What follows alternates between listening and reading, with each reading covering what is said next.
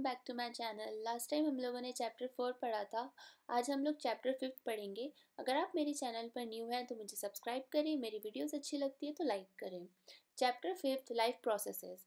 इस चैप्टर के अंदर हम लोग इस बारे में पढ़ेंगे कि कोई भी चीज़ को हम लोग कैसे डिफ्रेंशिएट कर सकते हैं कि वो एक ज़िंदा है या फिर वो ज़िंदा नहीं है।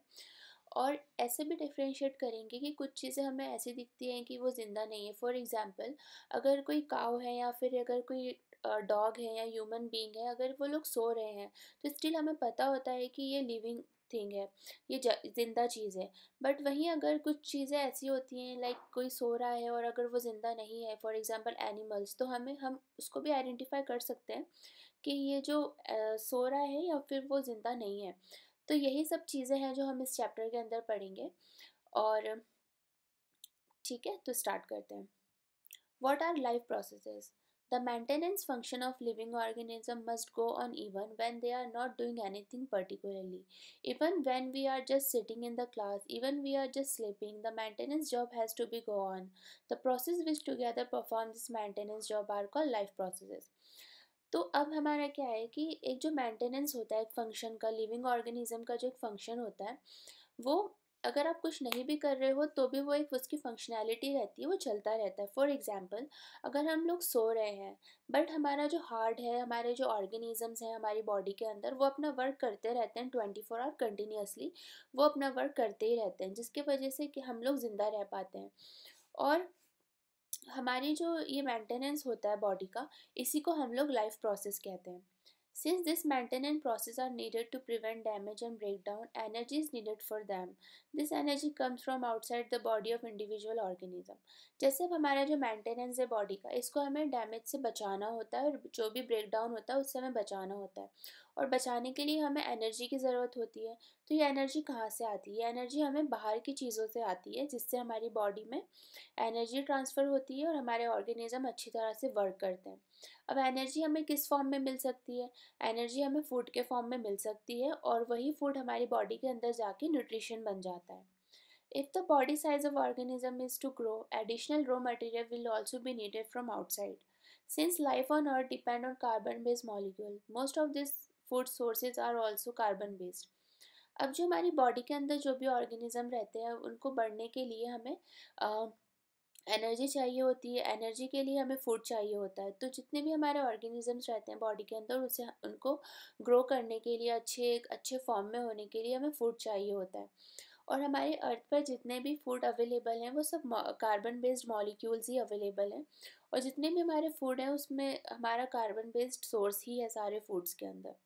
Depending on the complexity of this carbon source, different organism can then use different kind of nutrition process.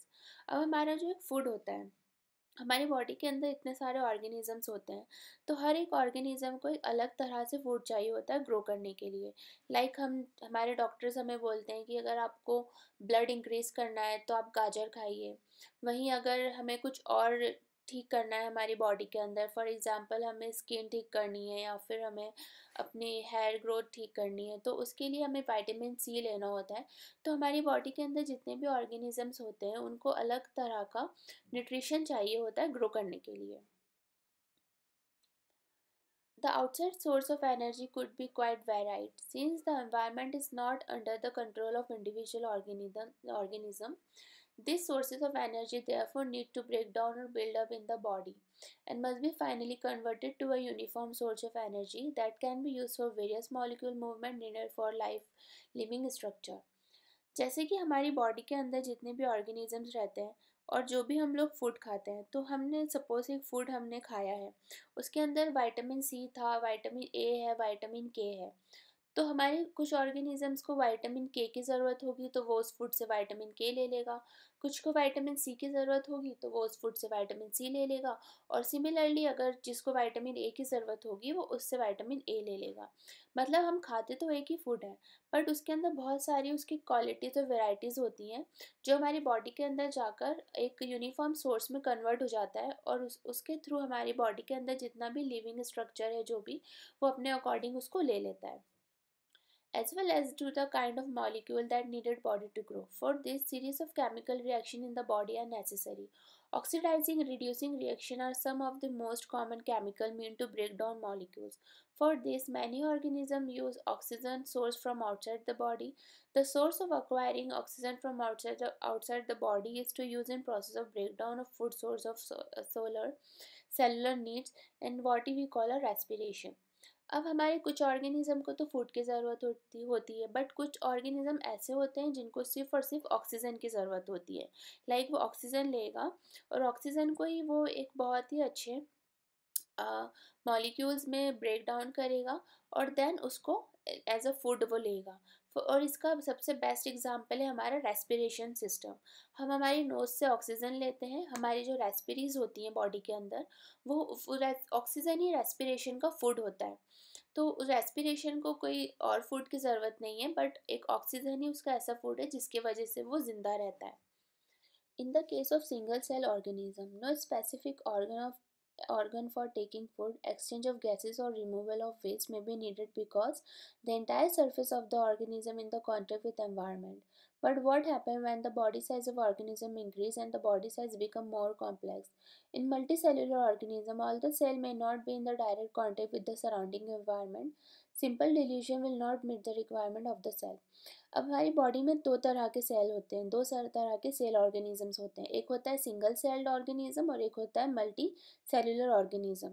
अब जो हमारा सिंगल सेल ऑर्गेनिज्म होता है उसको सिर्फ फूड की ही ज़रूरत होती है और जो हमारा मल्टी सेलुलर ऑर्गेनिज्म होता है उसको ऑक्सीजन एंड फूड की दोनों की ज़रूरत होती है। We have seen previously how we multi cellular organism various part of the body have specified in the function they perform. They are similarly with the idea of these specialized tissues with their organization in the body of organism. In their not surprisingly uptake food and oxygen to function their specific tissues. जो हमारा multi cellular organism होता है उसके अंदर हमें food और oxygen दोनों की ज़रूरत होती है हमारे फंक्शंस को चलाने में और उसके जो भी फंक्शन है उसके स्पेसिफिक टिश्यूज़ को चलाने में दोनों की ज़रूरत होती है।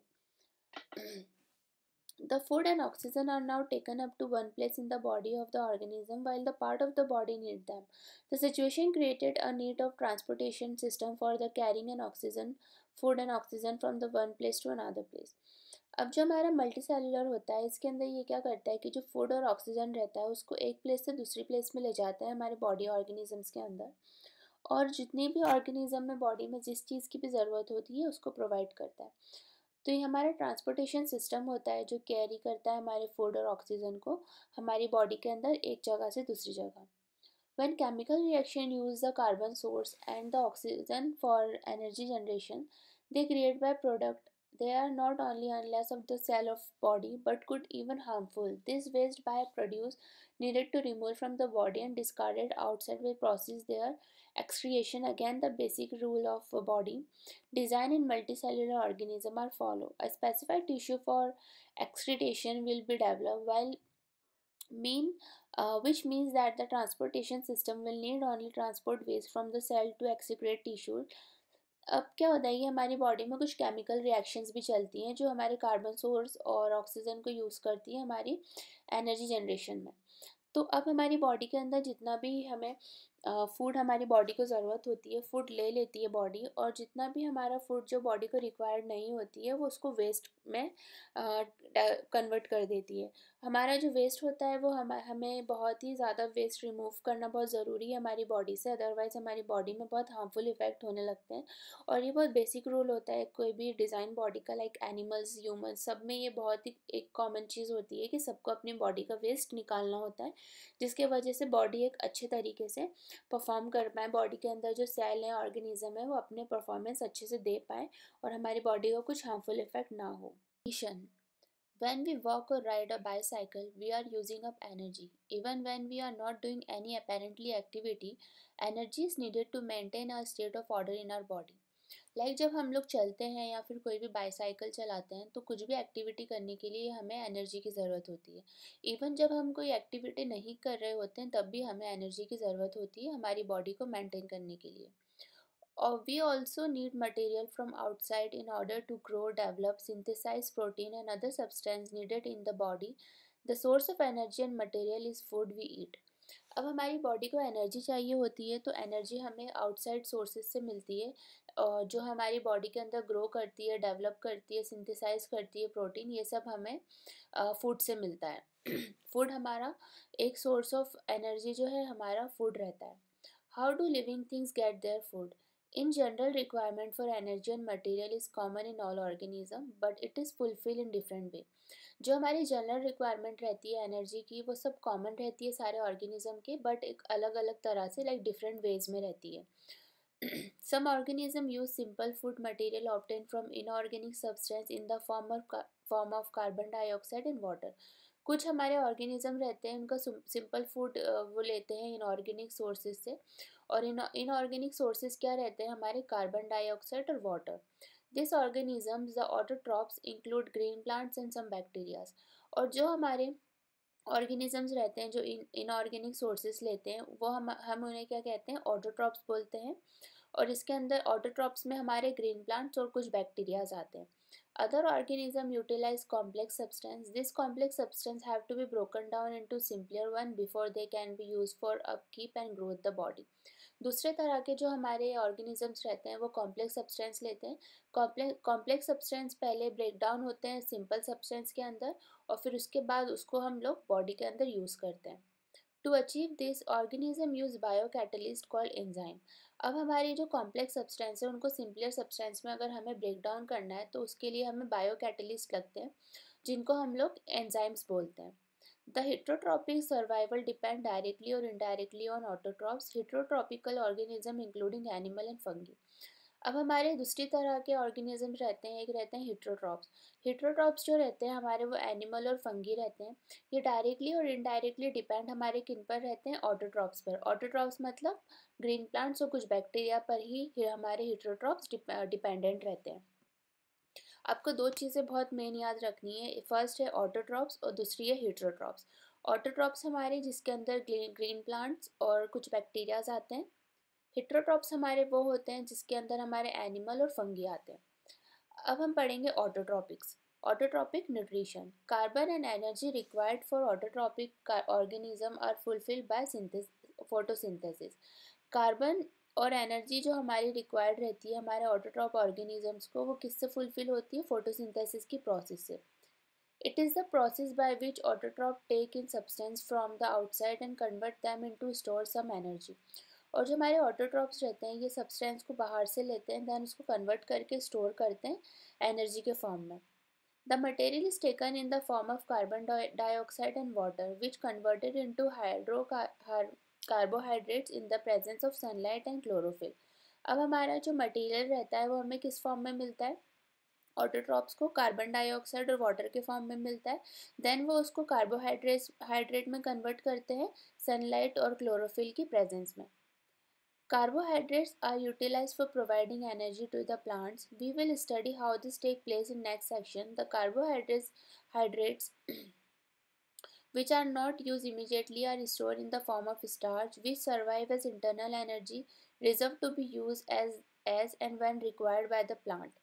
अब जो हमारे कार्बोहाइड्रेट्स रहते हैं वो हमारे प्लांट्स को एनर्जी प्रोवाइड करते हैं, और जो कार्बोहाइड्रेट्स रहते हैं वो हमारे इमीडिएटली स्टोर यूज़ में नहीं आते हैं, उसको हम एज ए स्टार्च के फॉर्म में पहले स्टोर करते हैं कार्बोहाइड्रेट्स को।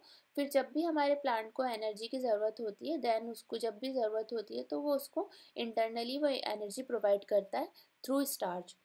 A somewhat similar situation is seen as where some of the energy diverted from food we eat is stored in our body in the form of glycogen.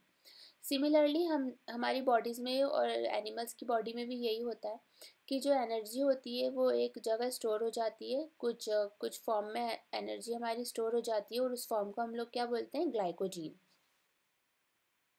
Let us now see what actually happened during the process of photosynthesis. Following event occur during this process. Absorption of sunlight energy by chlorophyll. हमारे जो photosynthesis की process होती है उसके अंदर first step ये होता है कि जो एनर्जी हमारी होती है, लाइट एनर्जी होती है हमारी, वो क्लोरोफिल के थ्रू एब्जॉर्ब होती है। Conversion of light energy to chemical energy by splitting of water molecule into hydrogen and oxygen molecule. अब जो हमारी लाइट एनर्जी होती है वो क्या करती है कि केमिकल एनर्जी, जो हमारी लाइट एनर्जी होती है उसको केमिकल एनर्जी में कन्वर्ट करने के लिए जो वाटर मॉलिक्यूल्स होते हैं उनको हाइड्रोजन और ऑक्सीजन में हमें कन्वर्ट करता है, वो फोटोसिंथेसिस कन्वर्ट करता है। Reduction of carbon dioxide to carbohydrates. Carbon dioxide का रिडक्शन होता है किसके अंदर? कार्बोहाइड्रेट्स के अंदर। This step need not to take on one after another immediately. For example, desert plant take up carbon dioxide at night and prepare an immediate which is act upon by energy absorption of chlorophyll during the day. अब जो हमारा ये process होता है ये एकदम immediately नहीं होता है। जैसे कि जो डेजर्ट में जो प्लांट्स होते हैं वो रात में कार्बन डाइऑक्साइड लेते हैं, फिर उसको एनर्जी जो होती है उसकी एब्जॉर्ब होती है जो क्लोरोफिल के थ्रू, वो दिन में होती है। जब हमारा डेजर्ट प्लांट है वो रात में कार्बन डाइऑक्साइड लेगा और उसको कन्वर्ट करेगा एनर्जी के अंदर, डे के अंदर, ड्यूरिंग डे टाइम उस एनर्जी को कन्वर्ट करेगा। If you carefully observe a cross section of leaf under the microorganism, हमारा जो क्रॉस सेक्शन का ये साइड में डायग्राम है 5.3 क्रॉस सेक्शन ऑफ लीफ, इसके अंदर हमें ऑब्जर्व करना है कि जो कुछ सेल हैं वो ग्रीन डॉट्स के दिख रहे हैं हमें, और जो ये ग्रीन डॉट्स के जो सेल हैं इनको हम लोग सेल ऑर्गेनील्स बोलते हैं और इसको हम क्लोरोप्लास्ट्स भी बोलते हैं, जिसके अंदर हमारा क्लोरोफिल रहता है। Tiny pores present on the surface of leaf, massive amount of gaseous exchange take place in the leaf through this pores for the purpose of photosynthesis. जो हमारी लीव्स होती हैं उसके ऊपर जो एक टाइनी पोर्स प्रेजेंट होते हैं, तो वो टाइनी पोर्स क्या करते हैं, एक मैसिव अमाउंट ऑफ जो गैसियस होता है उसको एक्सचेंज करते हैं, और ये एक्सचेंज हमारा जो गैसेस का होता है इन पोर्स के थ्रू ही होता है फोटोसिंथेसिस की प्रोसेस करने के लिए। But it is important to note here that exchange of gases occur across the surface of stem, roots and leaf as well. अब जो हमारा गैस का जो एक्सचेंज होता है वो हमारा सरफेस होता है, जो स्टीम से भी होता है, रूट से भी और लीफ से भी होता है। Since large amount of water can also be lost through this stomata, बहुत ज़्यादा हमें वाटर की ज़रूरत होती है इस प्रोसेस के लिए। The plant closes these pores when it does not need carbon dioxide for photosynthesis. जब हमारे जो प्लांट्स रहते हैं वो अपने पोर्स को बंद कर लेते हैं जब उन्हें कार्बन डाइऑक्साइड की ज़रूरत नहीं होती है फोटोसिंथेसिस के लिए। The opening and closing of the pores is a function of guard cell. जो ओपनिंग और क्लोजिंग पोर्स का जो काम रहता है वो हमारा गार्ड सेल करता है। The guard cells swell when water flow into them, causing the stomatal pores to open. Similarly, the pores closes if the guard cell shrink. अब जो हमारा गार्ड सेल रहता है वो वाटर को लेता है जब तक वाटर फ्लो होता है, स्टोमेटा ओपन रहता है, और जब हमारा जो पोर्स बंद हो जाता है तो हमारे गार्ड सेल श्रिंक हो जाते हैं। Autotroph meet their energy requirement but they also need other raw material for building their body. अब हमने ये तो पढ़ा कि जो हमारे ऑटोट्रॉप्स होते हैं लाइक प्लांट्स और ऑर्गेनिजम्स होते हैं उनको एनर्जी कैसे मिलती है, बट उन्हें कुछ और रॉ मटेरियल की ज़रूरत भी होती है उनकी बॉडी बिल्डिंग के लिए। Water is used photosynthesis is taken up from soil by roots in terrestrial plants. जो वाटर हमारा होता है वो फोटोसिंथेसिस की प्रोसेस में उसको फोटोसिंथेसिस की प्रोसेस में सॉइल से हमें वाटर मिलता है जो रूट्स के थ्रू आता है टेरेस्ट्रियल्स प्लांट में। Other material like nitrogen, phosphorus, iron, magnesium are taken up from the soil. और जो हमारे nitrogen, oxygen, phosphorus, magnesium, iron ये सब हमें सॉइल से मिलता है। Nitrogen is an essential element used in synthesis of protein and other compounds. Nitrogen होता है हमारा वो एक बहुत असेंशियल एलिमेंट होता है सिंथेसाइज करने में प्रोटीन को और दूसरे कंपाउंड्स को। This is taken up to in the form of inorganic nitrates और नाइट्रीट्स, और it is taken up as organic compounds which have been prepared by bacteria from atmospheric nitrogen. और जो हमारा इस तरह का जो फॉर्म रहता है ये इनऑर्गेनिक नाइट्रेट्स और नाइट्रीट्स बनाता है, और ये हमारे ऑर्गेनिक कंपाउंड होते हैं जो बैक्टीरिया के थ्रू बनते हैं हमारे एटमॉस्फेरिक नाइट्रोजन में।